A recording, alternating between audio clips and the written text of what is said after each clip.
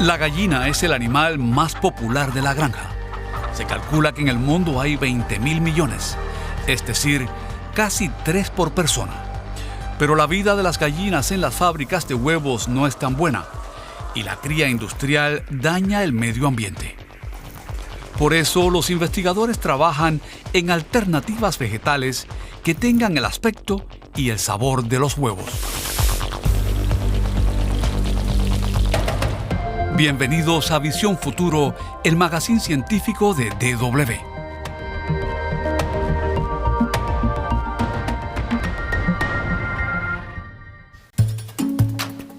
Para muchos, la combinación de harina y huevos es imprescindible, pero los veganos que quieran hornear tienen que buscar alternativas.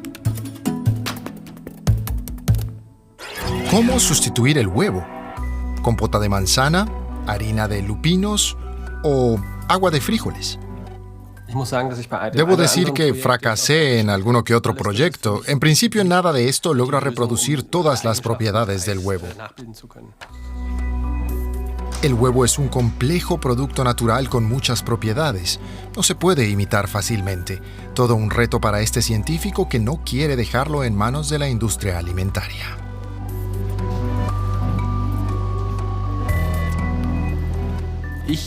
Personalmente creo que el huevo no se investiga lo suficiente. Algunas empresas alimentarias también quieren cambiar esta situación. Podemos ver que nuestro sistema alimentario tiene un impacto muy negativo en nuestro medio ambiente. No podemos seguir como hasta ahora, porque sencillamente estamos destruyendo nuestro planeta. Entonces, ¿cuál sería la alternativa al huevo? La mexicana Verónica García Arteaga ha tenido una idea. El elevadísimo consumo de huevos de sus compatriotas la hizo reflexionar, y en el Instituto Fraunhofer de Freising desarrolló un huevo que no tiene impacto en el medio ambiente ni en los animales. Respaldada por conocidos inversores, esta tecnóloga de los alimentos fundó la startup berlinesa Next y quiere lanzar al mercado el primer huevo completamente vegano que también tiene cáscara. Se puede usar para huevos fritos, revueltos o para hornear. Su equipo desarrolla una versión más líquida de la yema con proteínas de habas y batatas. Se añaden ácidos grasos omega 3 de aceite vegetal y calcio, formando una emulsión estable. El huevo entero tiene 14 ingredientes. También han experimentado con la clara de huevo. Debíamos encontrar algo que fuera transparente como en el huevo, pero con el contenido proteico adecuado. El siguiente obstáculo fue unir la clara y la yema del huevo. La solución: al entrar en contacto con un extracto de algas, el calcio de la yema forma una membrana, y esta impide que la yema se mezcle con la clara.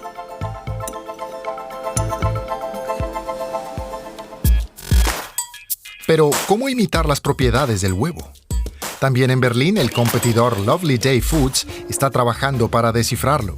Solo la perfecta interacción de distintas proteínas puede hacer que un huevo haga espuma, gelifique o ligue.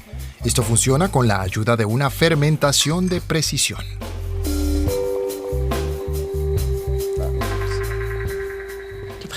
La tecnología de la fermentación de precisión nos permite producir estas proteínas con las mismas funcionalidades, textura y contenido proteico. Algunos consideran que son incluso mejores. Luego, se comprueban las propiedades de las proteínas obtenidas en los fermentadores. En este caso, la capacidad espumante. Probamos varias soluciones, así como la interacción entre las proteínas, buscando obtener las propiedades de espuma que queremos.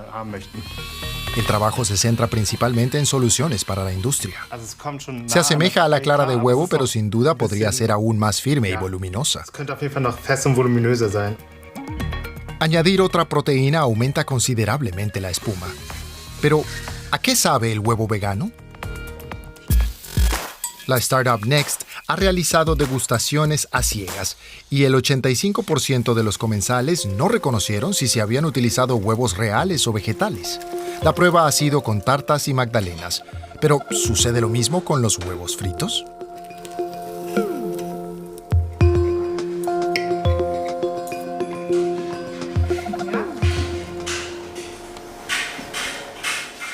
La textura es muy parecida y el sabor también al principio, muy parecido al huevo. ¿Y qué sucede con la cáscara del huevo? Verónica García Arteaga quiere crear un huevo con cáscara. El prototipo ha sido desarrollado por un colega del Instituto Fraunhofer. La cáscara está hecha de bioplástico y materiales minerales. Puede romperse y convertirse en compost. Pero, ¿cómo se mantiene todo unido? Lo hicimos con ultrasonidos y luego lo pegamos y funciona, pero aún no lo hemos hecho a gran escala. Los restaurantes podrían ofrecer próximamente huevos como este. Pero, ¿es el huevo vegano solo un producto exclusivo o una alternativa real? Es un producto mejorado, sobre todo en sostenibilidad. Es lo que busca Lovely Day Foods. Al crear sus proteínas, se utilizan menos recursos que con los huevos de gallina. Sin embargo, no todos aprueban los alimentos cultivados en laboratorio. Tiene una connotación negativa, pero en realidad innecesaria, porque se pueden producir muchas cosas naturales en el laboratorio, se puede investigar mucho, y el producto final es igual al que viene de la naturaleza, pero fue producido utilizando un nuevo proceso. ¿Lo aceptarán los consumidores? Marius Henkel cree que será más fácil que con la carne de laboratorio.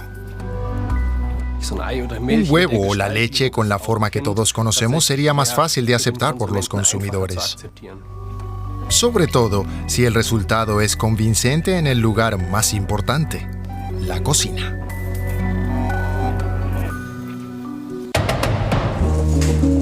Hoy en día, casi en cualquier supermercado en Alemania se ofrecen alternativas veganas, salchicha de alberjas, queso de grasas vegetales, proteínas veganas hechas con materias primas vegetales sostenibles. La agricultura podría cubrir casi toda la producción de alimentos, pero ¿también la producción de combustibles? Aunque se considera que los biocarburantes son de bajas emisiones, la superficie global cultivable es limitada. Por eso los investigadores intentan crear combustibles con residuos orgánicos. Movilidad respetuosa con el clima utilizando electricidad en lugar de gasolina. Las baterías eléctricas funcionan con los coches, pero aún no pueden impulsar medios de transporte más pesados como aviones y buques de carga. Por eso, junto a la electromovilidad, se necesitan soluciones ecológicas para los motores de combustión. En la planta piloto Biolic del Instituto Tecnológico de Karlsruhe se producen combustibles sostenibles a partir de basura orgánica. Hablamos de biocombustibles avanzados, es decir, combustibles que se producen a partir de residuos y desechos. En otras palabras, utilizamos estos materiales para producir, mediante diversos procesos de síntesis, combustibles que también sirven para el repostaje de vehículos ya existentes. En el transporte por carretera, el legislador estipula una cuota mínima del 2,6% de estos biocarburantes avanzados para 2030. La ventaja respecto a los biocarburantes convencionales elaborados a partir de colza o remolacha azucarada es que no se necesitan tierras de cultivo adicionales. Utilizamos residuos de la agricultura o la silvicultura. En nuestro caso se trata de paja que se mezcla con arena caliente. Las cadenas se descomponen y forman productos líquidos. La paja puede almacenarse y transportarse y constituye la materia prima de nuestra gasolina Biolic. Pero también podemos producir otros combustibles como queroseno o gasóleo. En realidad, la tecnología ya es comercializable, pero aún no hay incentivos para producir los combustibles en grandes cantidades. La fabricación resulta demasiado cara. Los políticos deben crear las condiciones marco para ellos y luego queremos llevar esos combustibles al mercado. Pero, ¿hay suficiente biomasa en Alemania? Horst Fehrenbach, del Instituto de Investigación Energética y Medioambiental de Heidelberg, estudia estos temas. Claro que no hay cantidades ilimitadas de residuos. Hay que conformarse con lo que hay. En cuanto a los biocombustibles, buscamos ampliar de forma sensata el potencial que tienen. Está estipulado un 2,6%, pero en teoría podría ser más. Existe además otra posibilidad para generar combustibles de fuentes renovables, los electrocombustibles, combustibles sintéticos basados en el almacenaje de electricidad. La única diferencia entre los combustibles eléctricos y los innovadores biocombustibles radica en la procedencia del carbono que contienen. Y ese proceso de absorción o extracción de la atmósfera lo pueden asumir las plantas por nosotros de forma casi gratuita, o construimos sistemas técnicos que lo hagan por nosotros. En el Instituto de Tecnología de Karlsruhe existe una instalación como esa, el Energy Lab 2.0. Aquí se produce hidrógeno con electricidad de fuentes renovables. Ese hidrógeno lo combinamos con una fuente de CO2, preferiblemente a través de la captura directa del CO2 del aire para producir combustibles a través de procedimientos de síntesis. Los vehículos expulsan CO2 que se reutiliza en el transporte mediante el proceso de producción de electrocombustibles, o sea, un circuito de carbono cerrado. Junto al hidrógeno verde y las energías renovables, los electrocombustibles y los biocombustibles jugarán posiblemente un papel importante a futuro en el transporte. Pero aún no es posible emplear electrocombustibles a gran escala, pues para su producción se requiere suficiente energía renovable y la energía fotovoltaica y eólica que se produce en Alemania ya se usa para el suministro eléctrico. De modo que habría que producirlos en el extranjero e importarlos, pero para eso faltan las instalaciones necesarias. Nos tomará aún algo de tiempo. Esto quiere decir que en los próximos 5 a 7 años veremos un aumento que, sin embargo, no hará una gran diferencia. Seguiremos utilizando por muchos años los combustibles fósiles. Por ese motivo, las baterías para autos son la solución más rápida. Pero para medios de transporte más pesados como buques cargueros o aviones, se empiezan a avisorar alternativas sostenibles a los combustibles fósiles.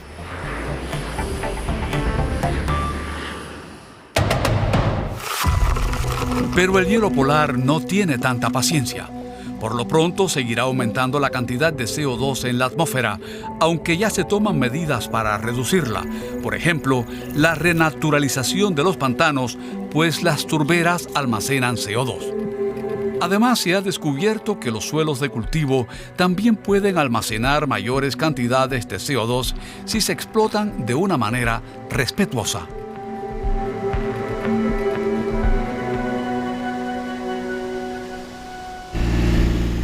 Fecha clave en Reichenbach-Sulz, en las cercanías de Zúrich. Las primeras pruebas mostrarán cuánto humus y CO2 contiene el suelo. Un primer vistazo da confianza a Martin Hoffmann.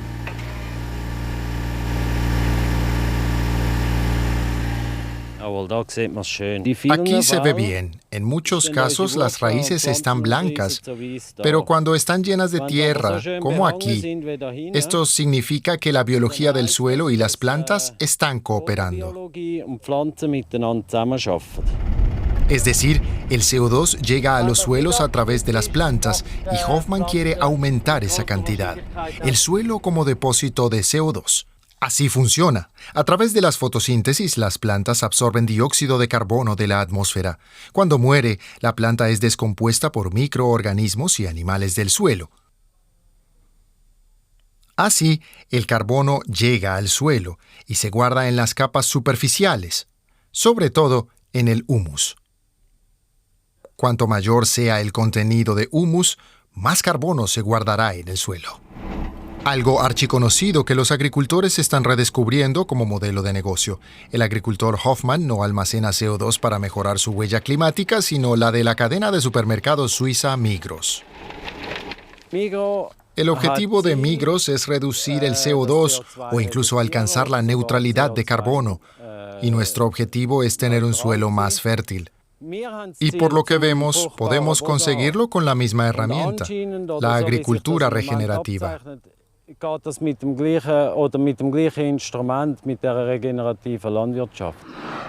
Para los supermercados, la captura de CO2 es una forma de alcanzar sus objetivos climáticos. Y aunque aún están en fase de prueba, le pagan a Hoffmann algo más de 100 euros por cada tonelada almacenada. Para mi empresa, eso significa unos 6.200 euros adicionales. Es un muy buen complemento.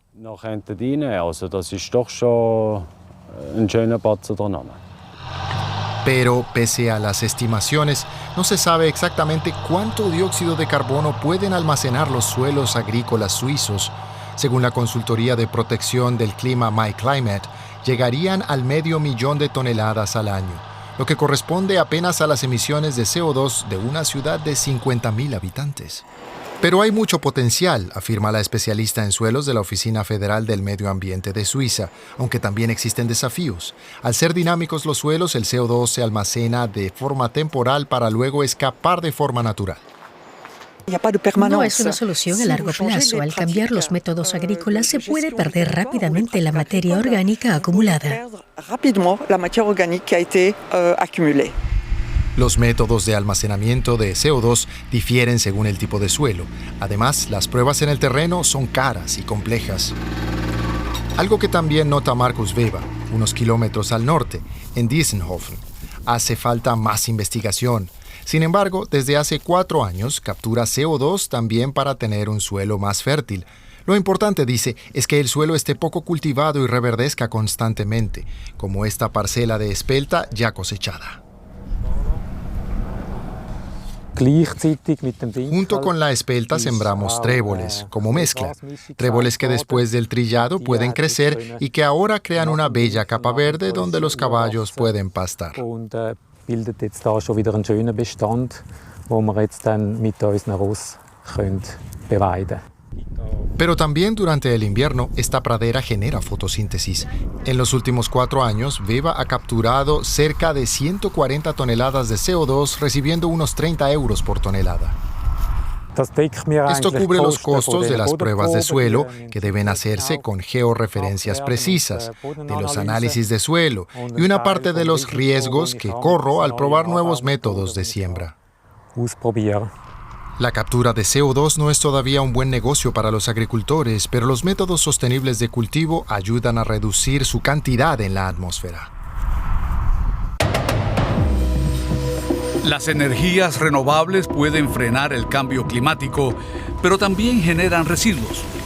Alemania tendrá que reciclar este año unas 10.000 toneladas de módulos fotovoltaicos viejos. En 2030, la cifra superará ampliamente las 500.000 toneladas anuales. Urge una economía circular, ya que los paneles de color azulado contienen un gran número de materias primas.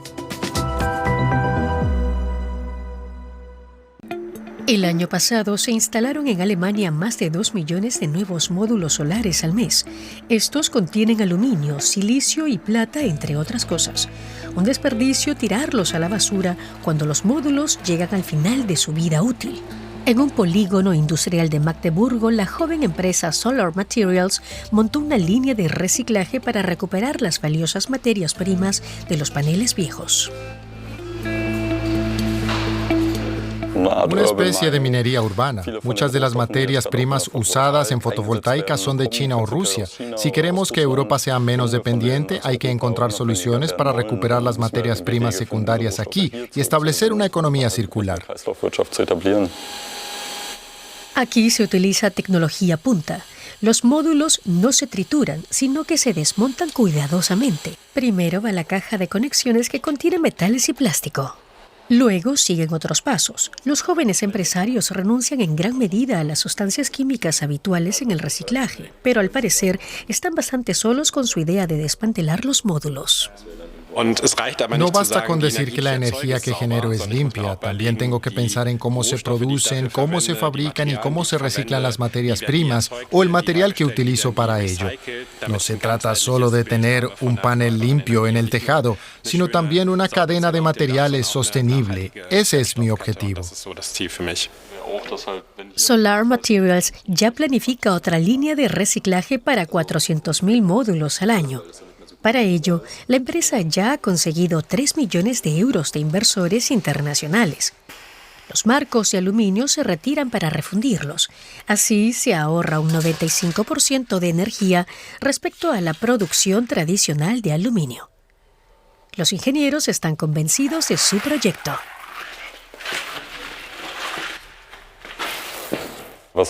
Siempre me atrajo la idea de crear una empresa. Además del valor añadido que la empresa ofrece, quiero crear un entorno atractivo para los empleados. Me gusta ver lo contentos que están de venir a trabajar. Crear un espíritu en una empresa donde nadie piensa, esto no va a funcionar, sino que la situación es como es y de alguna manera funcionará. La planta se sigue poniendo a punto y siempre se vigila de cerca. También han encontrado una solución técnica para la parte más difícil, que es retirar el vidrio del módulo. No podemos mostrar exactamente cómo funciona esta máquina, ya que su desarrollo ha costado mucho trabajo. El vidrio constituye más de 2/3 del peso del módulo y puede reciclarse fácilmente.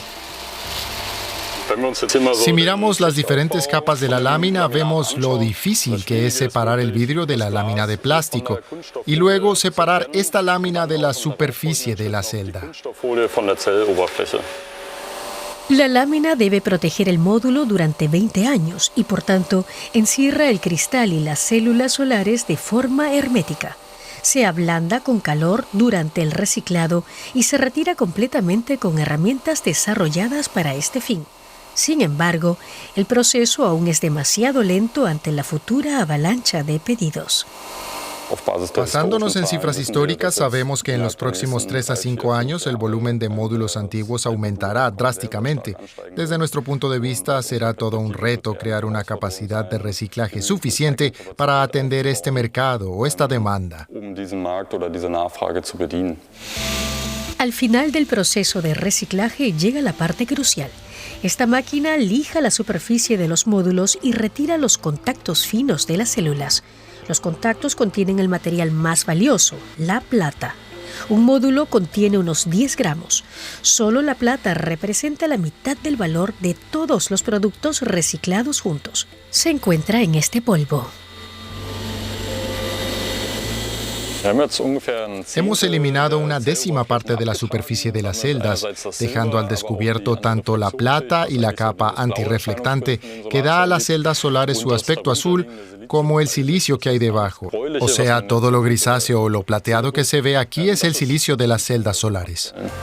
Esto lo recicla una empresa asociada. Los empresarios han logrado su objetivo de reciclaje y se está corriendo la voz. Entre tanto, reciben pedidos de la India y Japón. Es que los sistemas fotovoltaicos envejecen en todo el mundo. Y ahora te toca a ti. ¿Tienes una pregunta sobre ciencia? Envíanosla en forma de video, mensaje de texto o de voz. Si la respondemos en el programa, te daremos una pequeña sorpresa como agradecimiento. Esta vez la pregunta es de Omara, de Jordania. ¿Qué estado de la materia es el plasma?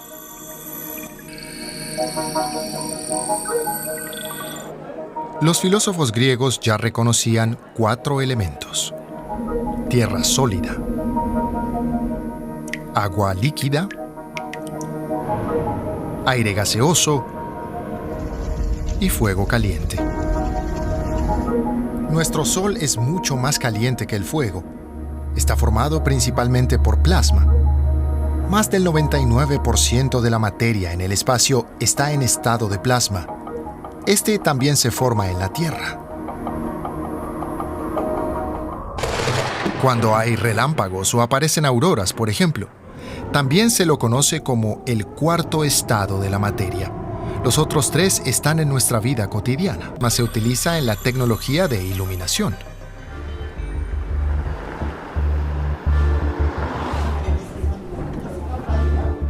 En medicina ayuda a curar heridas crónicas, mata los gérmenes agresivos y estimula el crecimiento de las células. En los viajes espaciales, el plasma se utiliza en los propulsores iónicos. Sirve para recorrer largas distancias con poco combustible. Con el plasma se pueden cortar metales con rapidez y precisión. Los reactores de fusión pueden incluso generar energía con plasma. Con esto termina nuestro programa de hoy. Hasta la próxima edición de Visión Futuro, el magazine científico de DW. Y no pierdan la curiosidad. Tschüss.